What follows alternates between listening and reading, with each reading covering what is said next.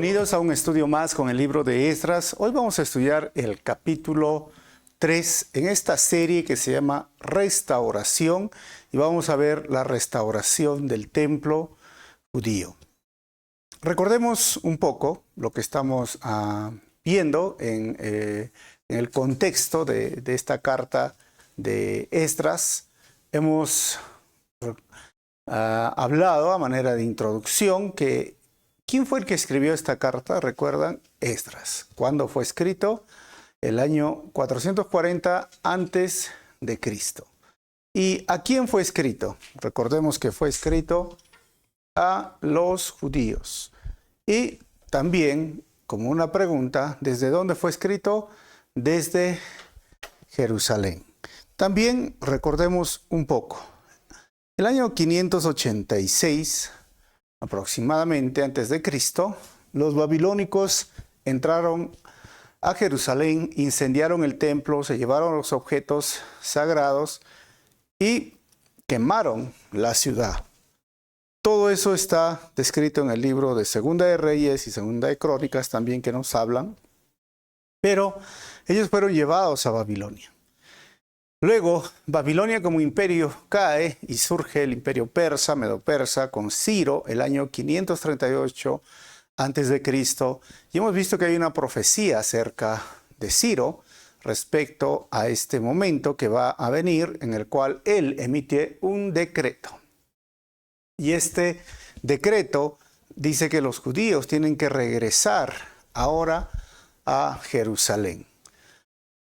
Todos son invitados de todas las provincias de esta región o de este reino y tienen que hacer un viaje largo, y ahí está el imperio persa, el imperio asirio y babilónico, pero recuerden, desde lo que es la capital, Babilonia, hasta Jerusalén era un viaje de 4 meses, 1.500 kilómetros, y solo fueron cerca de 50.000 personas.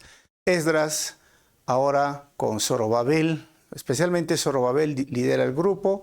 Ciro dice que se regresen los 5.000 objetos que habían recibido del templo. Ciro hace que regresen todos ellos con estos tesoros.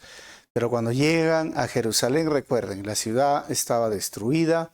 Había solo un pequeño grupo de judíos. Más que judíos, empiezan ahí los samaritanos y empieza estos grupos que llegan con ofrendas, empieza la reconstrucción del templo. Ahí hemos hablado de este tema. Y recuerden, hoy vamos a hablar de 2 puntos. La reconstrucción del altar del versículo 1 hasta el versículo 6. Y luego vamos a hablar sobre la reconstrucción del templo del versículo 7 hasta el versículo 13. Todo esto lo estamos viendo versículo por versículo, recuerden, capítulo por capítulo. Y es importante recordar que estamos hablando de restauración, de reconstruir, porque el reino del sur fue el último que fue llevado, estamos hablando del año 586, y tiene que ser restaurado y reconstruido. Reconstruido y restaurado. 2 palabras que nos van a ayudar a entender todo este libro. Y no solamente lo vamos a usar desde el punto de vista material, porque tendríamos que restaurar este edificio llamado el templo, porque estaba destruido, restaurar las murallas, sino reconstruir, es decir, aquello que ya estaba limitado en lo que era el área del templo, tanto el altar y el templo, el lugar santo, el lugar santísimo, tenía que volver a reconstruirse, al igual que las murallas, pero también tenían que ser restaurados espiritualmente. Tenían que ser restaurados una vez más todas las festividades judías, una vez más regresar a la ley, es decir, tenían que reconstruir su linaje, quiénes eran los levitas, quiénes eran los sacerdotes, tenían que guardar el Shabbat, las fiestas de Luna Nueva, las 7 fiestas judías, todo eso tenían que reconstruir. Así que voy a leer Esdras, el capítulo 3, el versículo 1 dice: a comienzos del otoño, cuando los israelitas ya se habían establecido en sus ciudades, todo el pueblo se reunió en Jerusalén con un mismo propósito. Y entonces Jesúa, hijo de Jehosadac, se unió a sus hermanos sacerdotes y a Zorobabel, hijo de Salatiel, con su familia para reconstruir el altar de Israel. Querían sacrificar ofrendas quemadas sobre el altar según las instrucciones de la ley de Moisés, hombre de Dios. Vamos a orar y continuamos. Señor, te quiero dar gracias una vez más por tu palabra. Gracias por este tiempo, Señor, que podemos estudiar tu palabra versículo por versículo. Háblanos a través de este capítulo y usa mi vida para compartir de tu palabra en esta hora. Pido esto en tu nombre, Jesús. Amén.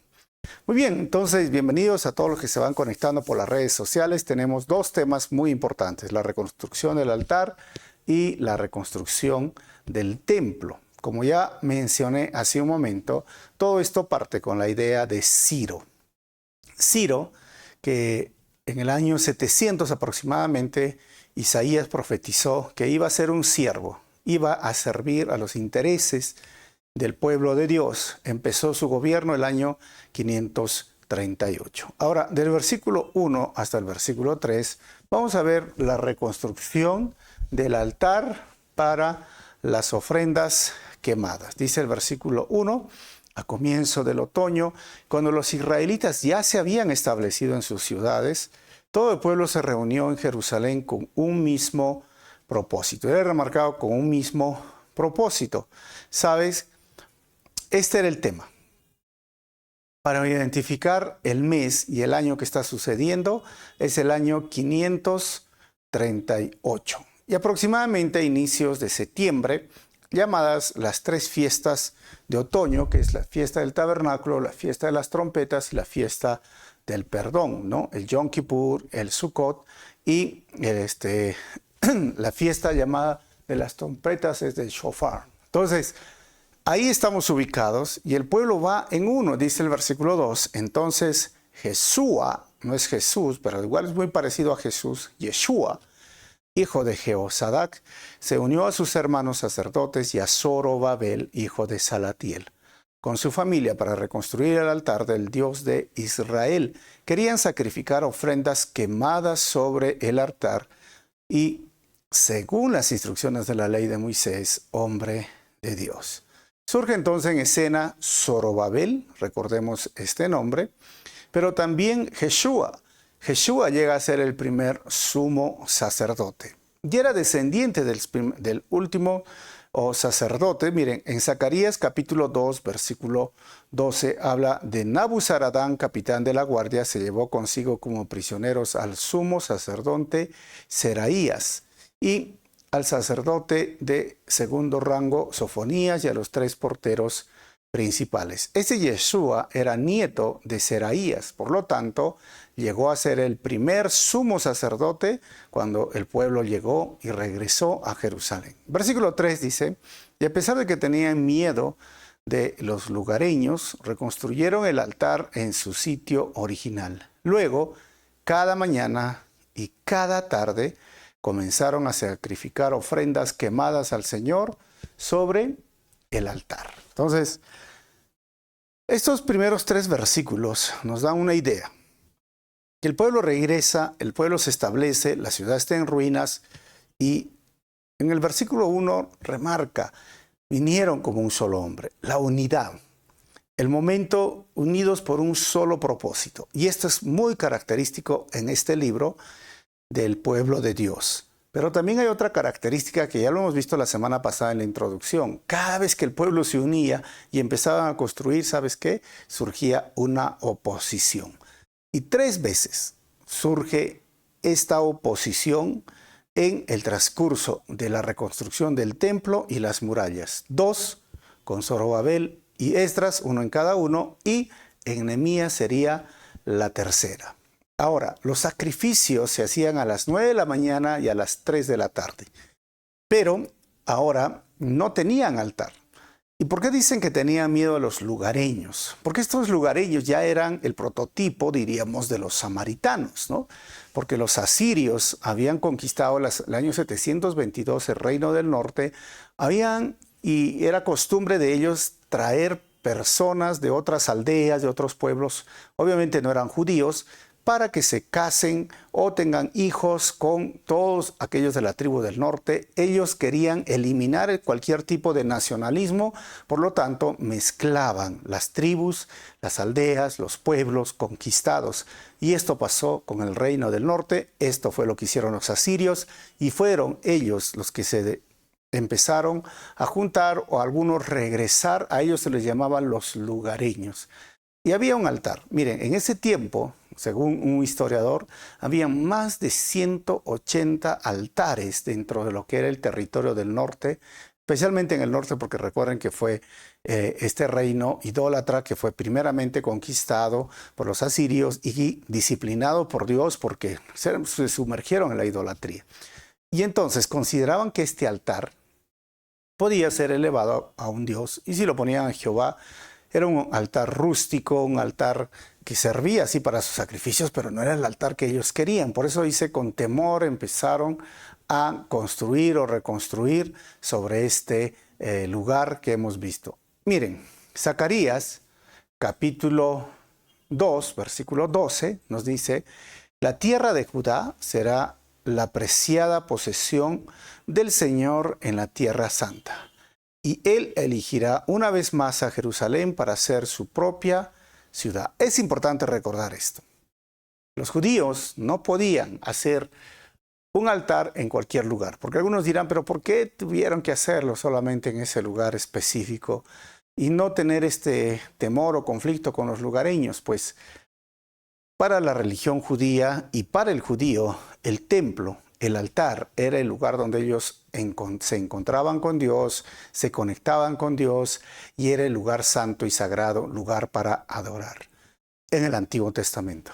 Obviamente en el Nuevo Testamento, Jesús mismo dijo, cuando hablaba con esta mujer samaritana en Juan capítulo 4, que va a llegar el momento donde los verdaderos adoradores lo adorarán en espíritu y en verdad. O sea, hoy no necesitamos altares, hoy no necesitamos templos, hoy la presencia de Dios está cuando el pueblo se congrega, cuando el pueblo se reúne, el poder de Dios está actuando y transformando vidas. Pero para el judío, y como dice Zacarías, es Jerusalén, es el altar, y tenían que levantar un altar en ese lugar para ofrecer los sacrificios, para empezar su vida espiritual. Recuerden esto muy bien, ¿ok?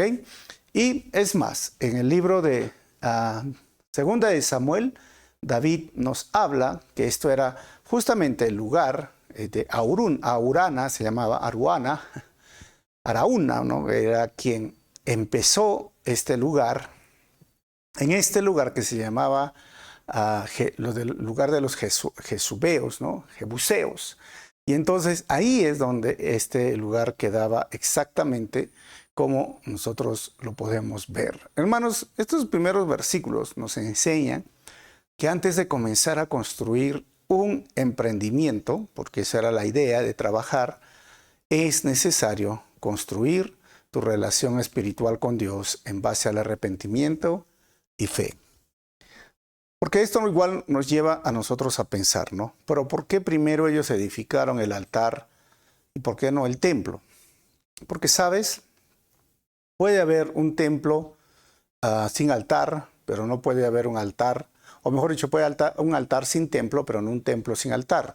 Pero lo más importante para ellos era restaurar, reconstruir la vida espiritual del pueblo, empezar a hacer los sacrificios, y ojo, esos sacrificios eran sacrificios por el perdón. Eran los sacrificios que ya venía también el día de la expiación, el día del Yom Kippur.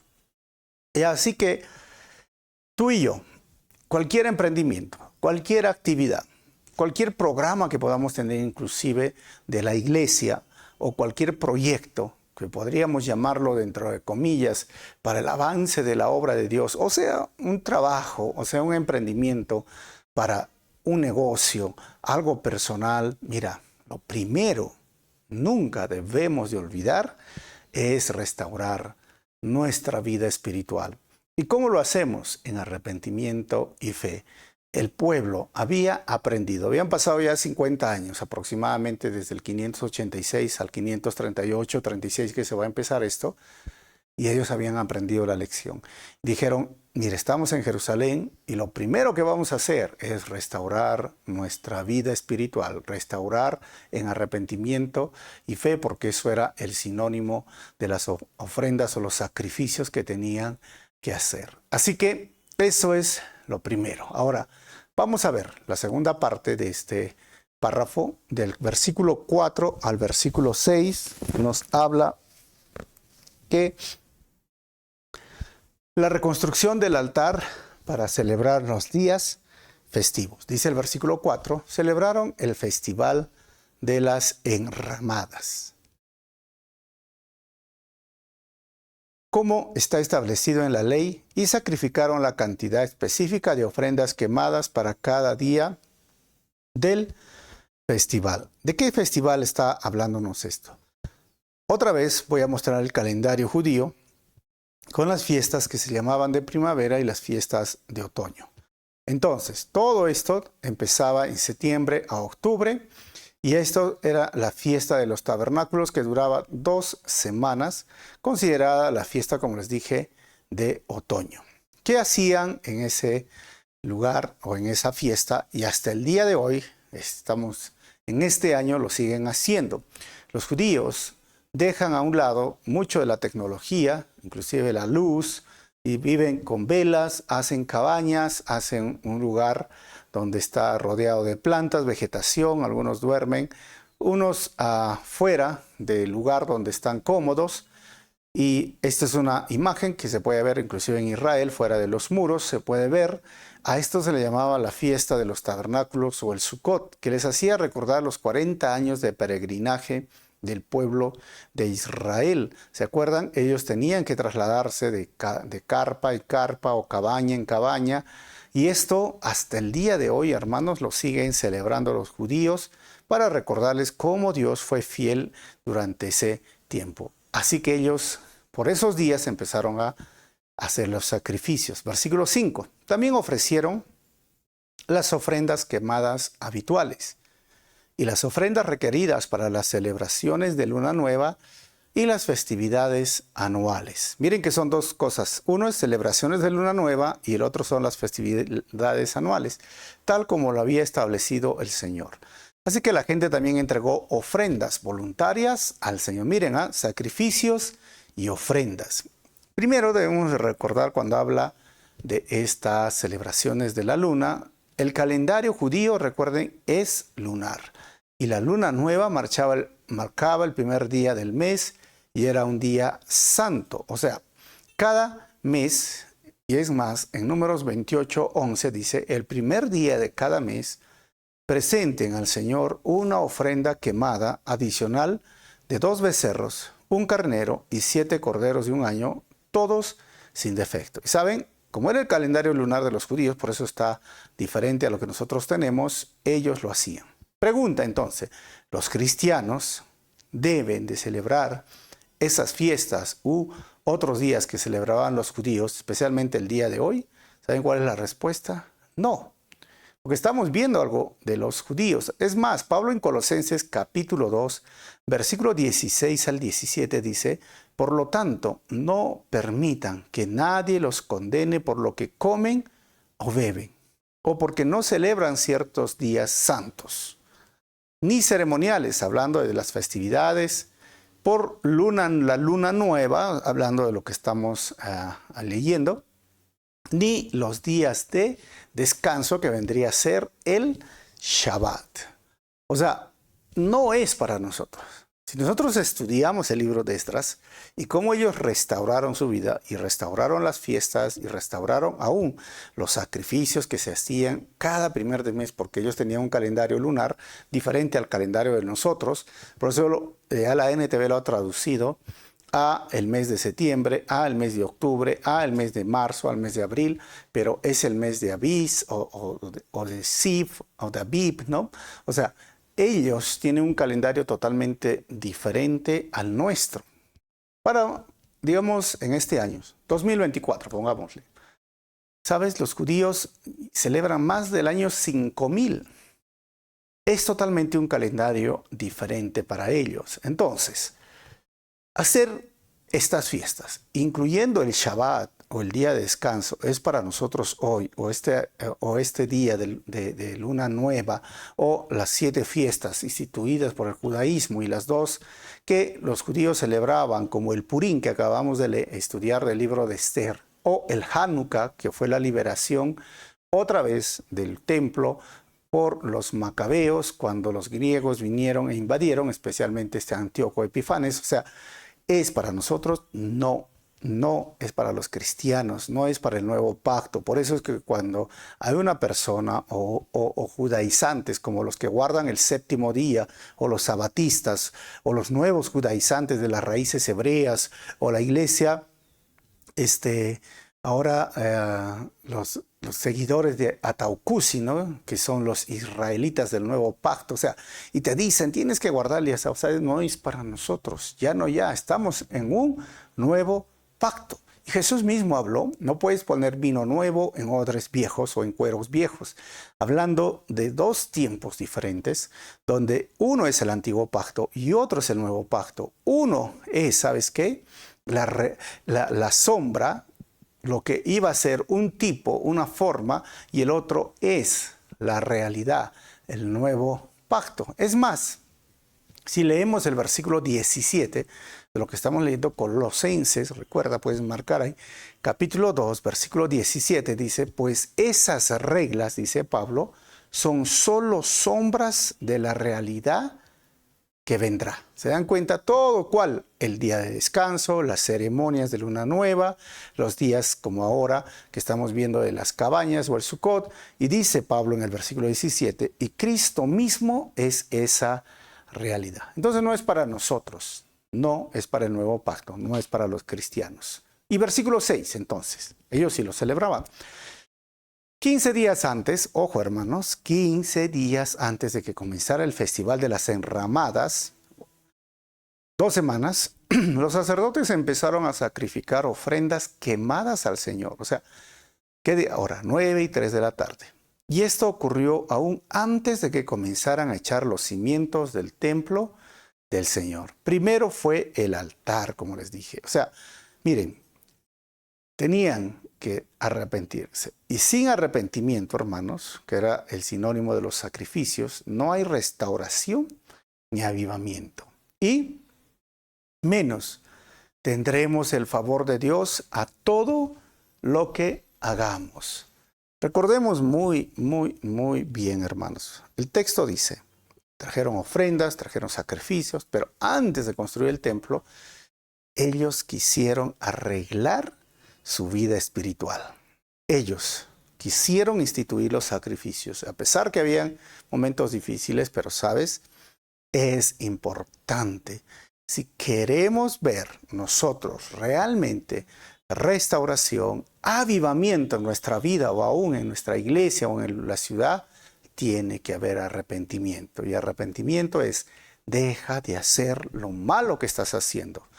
Deja de pensar en hacer lo malo y sabes, vuélvete a Dios.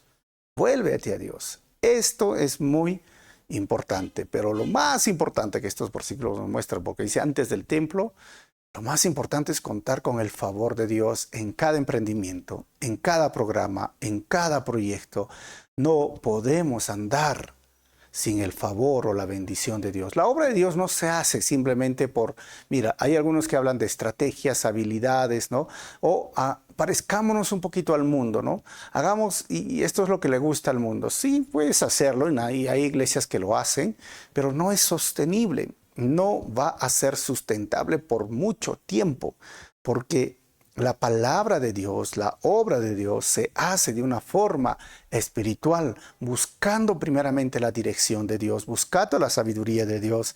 No está mal, como, miren, no me malinterpreten, tener una estrategia para alcanzar, para evangelismo, pero esa estrategia no es por sí misma ya absoluta y va a salir bien. No, necesitamos orar, necesitamos reconciliarnos, necesitamos vivir en arrepentimiento continuo para tener restauración y avivamiento y sobre todo contar con el favor de Dios. Sin el favor de Dios, hermanos, no deberíamos andar a ningún lugar porque vamos a tener muchos problemas. Y ellos, antes de empezar el templo, empezaron a trabajar esta área. Ahora, vamos a ver la segunda parte, cómo es ahora del versículo 7, el versículo hasta el final, la reconstrucción del templo, y del 7 al 9, la reconstrucción del templo comienza 2 años después de la llegada a Jerusalén. Dice el versículo 7.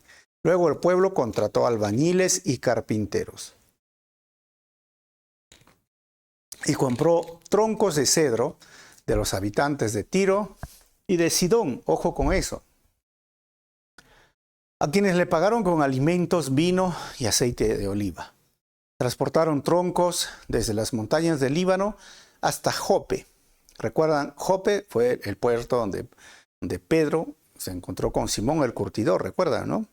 Esa visión de Pedro mata y come todos los animales, ¿no? Bueno, llegó hasta Jope haciéndolos flotar a lo largo de la costa del mar Mediterráneo, ya que el rey Ciro había dado permiso para hacerlo, y esa palabra permiso es que había costeado todos los gastos. Pero miren, el mar Mediterráneo está ahí, y miren, Tiro, o lo que es el Líbano, está en la parte norte, y Jope está en el sur. Y tenían que trasladar, así que si ustedes están viendo esta enseñanza, todo lo hicieron por el mar. Lo empujaron, lo llevaron, y al día de hoy, si tú vas a Israel, vas a encontrar el puerto de Jope y puedes recordar esta historia. En 1 Reyes, capítulo 5, versículo 6, narra también que el primer templo fue construido con este cedro, también traído de Tiro y de Sidón. Salomón lo hizo y ellos también quieren hacer lo mismo. No es coincidencia, hermanos.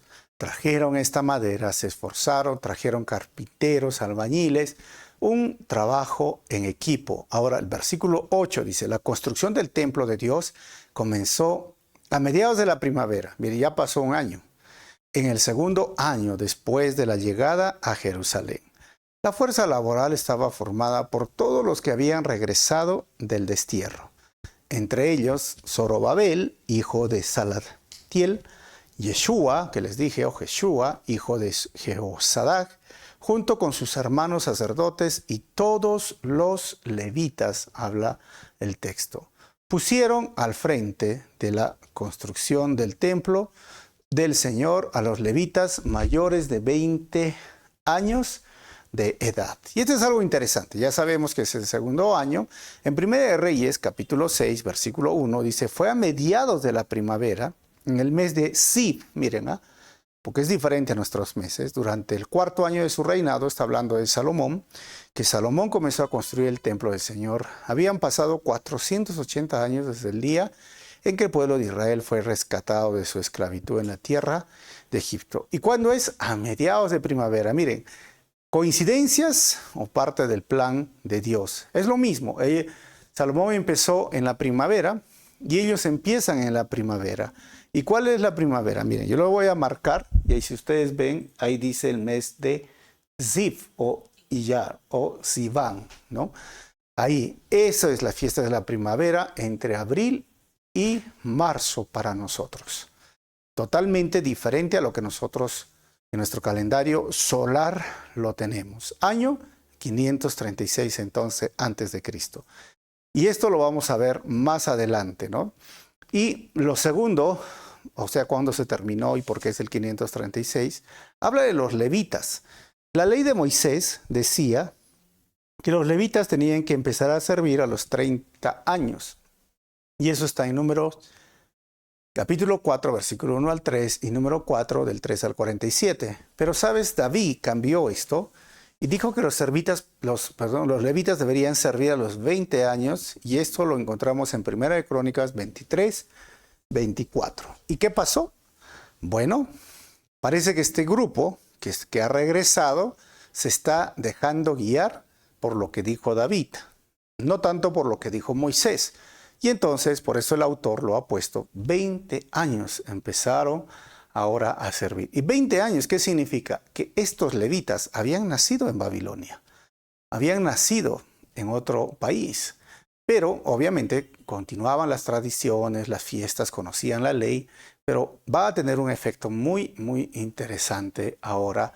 Y nosotros vamos a ver entonces en el versículo siguiente, 9, dice Yeshua, hablando del sumo sacerdote, sus hijos y parientes, junto con Cadmiel y sus hijos, todos descendientes de Jodavías, supervisaron los que trabajaban en el templo de Dios, y para esta tarea contaron con la colaboración de los levitas de la familia de Enadad. ¿Se dan cuenta, hermanos? Miren, todos estos versículos al final, cuando estamos hablando, nos enseñan que la restauración es un proceso que comienza construyendo el altar de Dios en nuestro corazón y cuerpo, que es el templo ahora del Espíritu Santo. Si bien es cierto, ellos están empezando el templo, pero primero levantaron el altar. Y esto es el proceso de la restauración. Quizás hoy tú estás alejado de Dios. Quizás hoy tú no ves cómo es que Dios quiere usar tu vida. Mira, no importa qué tanto te hayas alejado de Dios, regresa al Señor, pero no puede haber restauración. Dios no va a usar tu vida si primero no reconstruyes el altar de tu corazón. Es decir, empieza en el interior para que se refleje en el exterior. Empieza en el altar y ahora van a trabajar con el templo. ¿Y cómo lo van a hacer? Muy delicadamente, cada uno en su labor. Carpinteros, albañiles, los levitas, todos ellos trabajando en equipo. Y así es el proceso de restauración. No es algo de la noche a la mañana. Sí se empieza, ¿no?, en un punto, con una decisión, pero sabes, es un proceso y puede tomar mucho tiempo. ¿Y saben cuánto tiempo les tomó a ellos empezar a trabajar esto? 4 años, y luego se detuvo la obra y al final fue 20 años, pero ni siquiera se parecía al primer templo que le tomó a Salomón 7 años construir día y noche, ¿no?, sin interrupción. Ahora, la segunda parte de este párrafo, del versículo 10 al 13, para terminar, vemos la reconstrucción del templo produce diversas emociones. 10. Cuando los constructores terminaron los cimientos del templo del Señor, los sacerdotes se pusieron sus mantos y tomaron su lugar para tocar sus trompetas. Luego, los levitas descendientes de Asaf hicieron sonar sus címbalos para alabar al Señor tal como lo había establecido el rey David. O sea, si ustedes están viendo ahí yo he puesto una imagen, ¿no? ¡Qué día tan bonito! Los levitas con su ropa blanca, con sus trompetas, el altar ya ha sido reconstruido. Recuerden que este es el altar del templo, no es el altar del tabernáculo. Cada uno con su ropa, este es el momento que habían esperado por muchos, muchos años cuando estaban en Babilonia. ¿Qué pasó? Versículo 11, con alabanza y agradecimiento, entonaron el siguiente canto al Señor. Y el canto decía, Él es tan bueno. Su fiel amor por Israel permanece para siempre. Y luego todo el pueblo dio un fuerte grito, alabando al Señor, porque se habían echado los cimientos del templo del Señor. Miren, momento emotivo. Y en momentos así como esos, nunca olvidan, Dios es tan bueno. A veces nosotros olvidamos la bondad de Dios. A veces olvidamos que Dios es bueno. ¿Y saben cuándo olvidamos esto? Cuando tenemos problemas, cuando viene la crisis, cuando vienen las dificultades, cuando vienen las tormentas, cuando ya no sabemos qué hacer y decimos, Señor, parece que tú no me escuchas, parece que tú no tienes nada bueno para mí, todo lo malo me viene. Y mira, si eso lo malo que tú lo llamas es por tus malas decisiones, arrepiéntete, acércate al Señor y Él es bueno para perdonarte, para limpiarte de toda maldad. Confiesa tu pecado, nada está terminado. No importa en la situación que tú veas que está tan difícil por tus malas decisiones, Dios puede cambiar esto. Él sigue siendo bueno a pesar que nosotros hemos sido malos. Él sigue siendo fiel a pesar que nosotros hemos sido infieles. Pero si te están pasando cosas negativas, malas, viene una crisis, ¿sabes? Y no hay una razón, entonces recuerda, es una prueba de Dios. Está probando si tu fe, está probando si tu confianza es ahora estable, firme, sólida en medio de estas circunstancias. ¿Y qué tengo que hacer? Mantente firme. Recuerda, Dios sigue siendo bueno, sus misericordias son para siempre. Y en lugar de estar pensando, oye, ¿por qué me pasan esto? ¿Para qué está pasándome esto, Señor? Muchas veces va a trabajar o va a pulir nuestro carácter esa prueba. Sin esa prueba, sin haber pulido nuestro carácter, Dios no nos podría usar en el futuro. Por lo tanto, tiene que ser parte del proceso. Y esto es importante que podamos entender. Los levitas entendieron. Miren, pasaron años en Babilonia y ahora es el momento emotivo. Y ahora dicen, Señor, tú eres bueno y tu fiel amor por Israel siempre va a permanecer. O sea, recordemos esto, hermanos. Y sabes, ellos empezaron a gritar. ¿Quiénes? Los más jóvenes, estos levitas de 20 años, el pueblo que había venido por primera vez, nunca había estado de repente en Israel. Versículo 12 dice, sin embargo, muchos de los sacerdotes levitas y otros líderes de edad avanzada, ya ancianos quizás, que habían visto el primer templo, obviamente que tenía más de 70 años, 60, lloraron, hermanos, lloraron en voz alta al ver los cimientos del nuevo templo. Los demás, en cambio, gritaban de alegría. Estos sentimientos encontrados, ¿no? Miren, ellos lloraban porque nada se iba a parecer al templo de Salomón. Los demás se alegraban, por lo menos tenemos templo. 13. Los gritos de alegría se mezclaron con el llanto y produjeron un clamor que podía oírse a gran distancia. Unos decían, ya, el templo, y otros lloraban porque decían, ¿qué es esto? Miren, estaba estudiando ¿cuánto dinero más o menos habrá invertido Salomón? 6,000 millones de dólares sería. ¿Por qué? La cantidad de oro, los materiales de mármol, las maderas que usó, los 7 años de trabajo. O sea, obviamente no era comparado este templo. Ellos podían recordar y mirar qué es esto, pero por lo menos tenían algo. Y esto siempre va a ser, hermanos, en lo que llamamos esta brecha generacional, ¿no?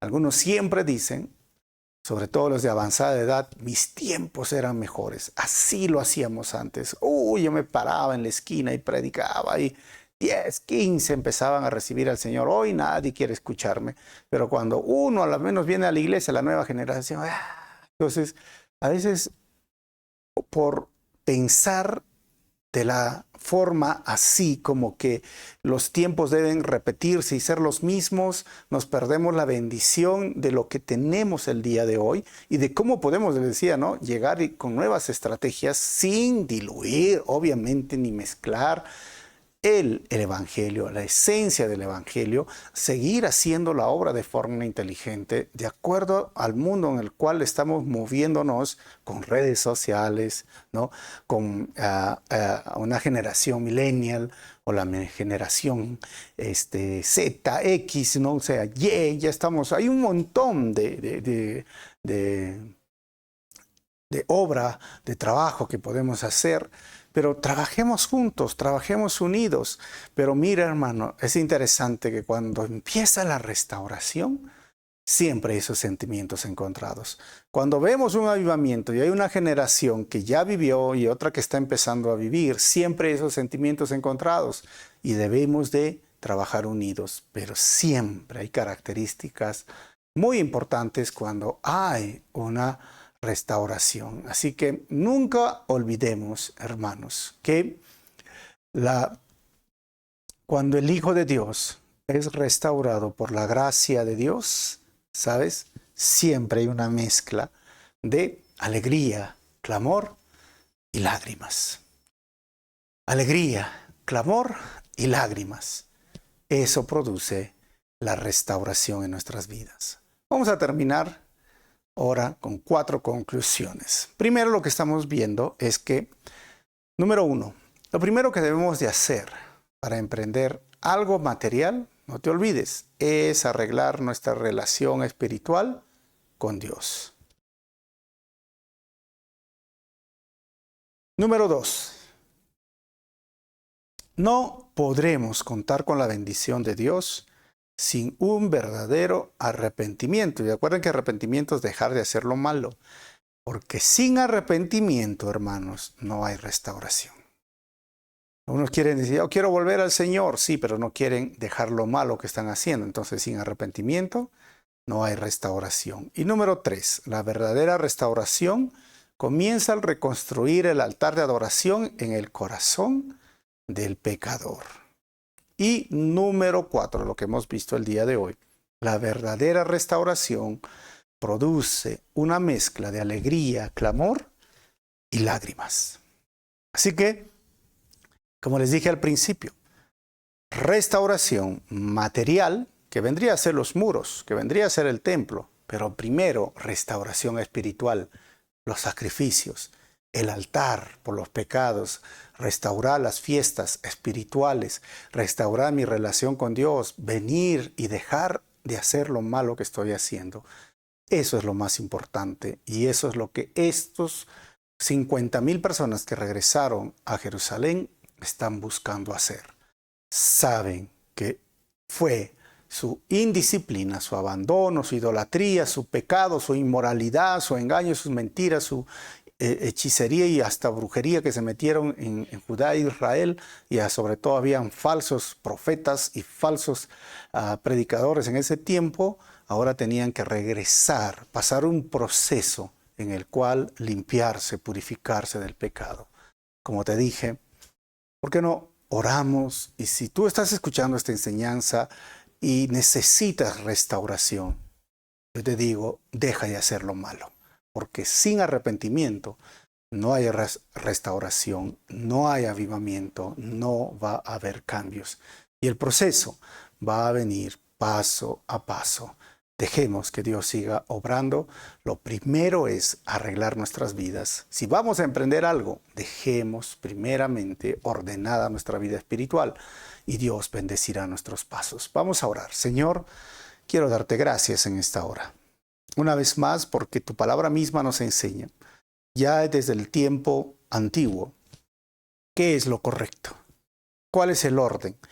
Primero restauramos, primero reconstruimos nuestra vida espiritual, nuestra relación contigo en base al perdón, en base al arrepentimiento, en base a la fe, y pedirte que renueves y cambies nuestro corazón, y luego emprendemos, hacemos proyectos, nos preocupamos de las cosas materiales, hacemos los programas, hacemos un nuevo alcance. Al final, oramos para que tú bendigas, Señor, también los proyectos que tenemos en este año como iglesia, los programas que tenemos como iglesia.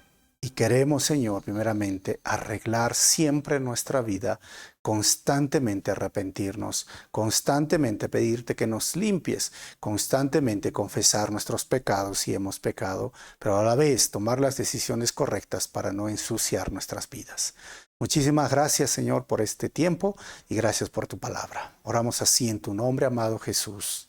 Amén. Si el mensaje ha sido de bendición, mira, dale un like, comparte algo con los comentarios del canal de YouTube y ayuda a compartir este mensaje por tus redes sociales. Nos vemos en el próximo capítulo.